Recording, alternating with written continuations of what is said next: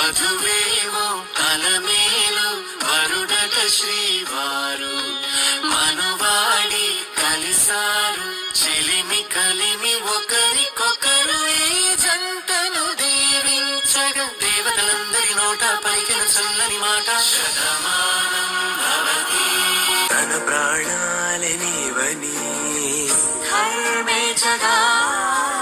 తన మనసంత నీదని అర్థేచగా తన వలపంత నీకని